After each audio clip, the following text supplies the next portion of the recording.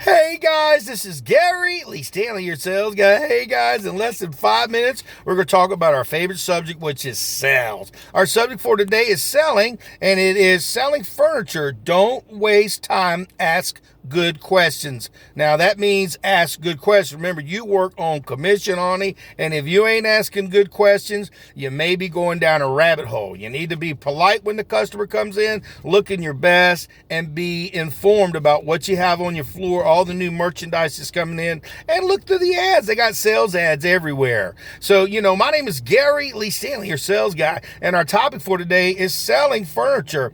Don't waste time. Ask good questions. And the reason why I stress this is a lot of times people will come in and they'll walk around, and just a regular old Joe Schmo salesman will just let them look around, and they might sell something.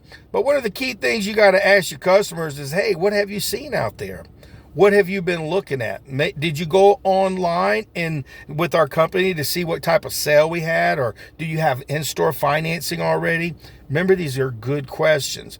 You don't want to browbeat a customer. You got to give them a chance to look around a little bit. You ask them good questions. Do you know anything about our company? Do you know anything about our furniture? Do you know anything about our packages? Do you know how our packages work? Do you know anything about our financing? Do you have, see, you got to ask good questions. And the reason why you ask good questions, because it directs a customer into a better decision making. I mean, seriously, if you have a customer who's wanting to buy something, they may be on a budget and maybe they can only pay cash because their credit sucks, but it behooves you to ask them, hey, listen, how are y'all thinking about buying this? Especially if they nested on something, they looked at it, you gave them a little bit of presentation. You don't want to spend hours and hours with a customer and they can't afford to buy nothing. There are some people who look like they got a lot of money and they can't buy nothing. You got some people who don't look right to you. They may look a little weird, but they got a pocket full of gold. So never underestimate your customers, but always, I mean this sincerely, guys, pre-qualify. You got to ask them good questions. You got to ask them, well, what are you replacing now? How long has it been since you bought some furniture? When was the last time you bought some furniture? Who are you buying the furniture for? Are you replacing furniture? Who's going to be using this furniture? And the reason what you're doing is you're making the customer's brain work. They knew they were coming into a store, or they called you about some specific furniture that they saw online. They want to buy it. But your key to success in this regard is to have a good conversation with them. Kind of bring them into the fold. Hey, listen, I know you folks were thinking about getting something real good. Were y'all planning on using our financing? Do you know anything about it? Or were y'all planning on paying cash or putting on your credit cards?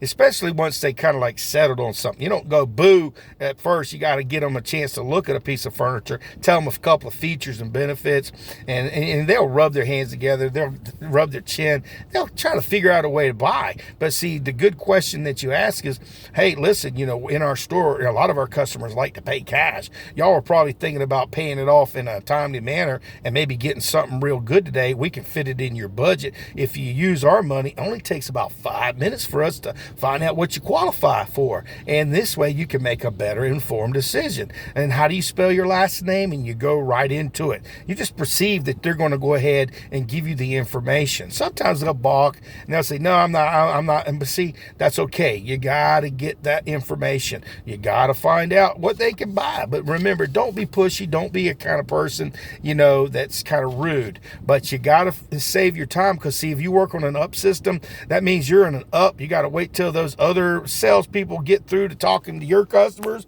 because, you got to wait in line and it sucks. So the key to success is to make sure you ask good questions, in this regard. And you also got to show them features and benefits. Show them the warranties, guarantees, and make sure you throw that in during the presentation. Don't drop those things in at the end. You got to ask them, what's wrong with what you have right now? How old is the one that you have right now? Is it broken? Is there some pieces that are missing? How old is it? And the reason why is you wanted them to touch that pain while they're in there in the first place to replace something. Maybe they're moving into a brand new house. Maybe they're getting a new somebody a condo, apartment. Maybe they got to buy stuff for their kids because they're out to college. The key to success is to ask good selling questions when you're selling anything, but especially when you're selling furniture. And make sure you do all the add-ons. If you don't, then the experience won't always be good. And our topic for today is selling furniture.